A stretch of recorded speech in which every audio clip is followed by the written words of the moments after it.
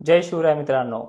आज 6 जुलै आणि 7, 8, 9 जुलै दरम्यान खानदेश, विदर्भ आणि मराठवाड्यातल्या सर्व जिल्ह्यातल्या सर्व तालुक्याची दुष्काळातून सुटका होते आहे आणि जवळपास खानदेश आणि दक्षिण महाराष्ट्राचा सुद्धा बराचसा भाग देखील दुष्काळातून मुक्त होतो आहे। मागील 20 दिवसापासून जे काही पावसानं ताळण दिली आहे किंवा वाऱ्याची जी काही तीव्रता आहे कमजोर होण्याचा अंदाज आहे आणि ह्या कमजोरीमुळे एमपी मधला जो काही धुवाधार पाऊस बरसत होता तो महाराष्ट्राकडे वळण्याचे चान्सेस खूप आहेत। त्यामुळे राज्यामध्ये कालपासून पाण्याच्या थेंबाची जी काही जाडी आहे ती बुरबुरीपेक्षा बरी झालेली आहे। आजचे दिवस तशीच परिस्थिती राहील 6 जुलैची, पण 7, 8, 9 जुलै खानदेश, विदर्भ, मराठवाड्यातल्या सर्व जिल्ह्यांना आणि पश्चिम महाराष्ट्रातल्या बऱ्याच भागांना 9 तारखेपर्यंत कव्हर करणार आहे।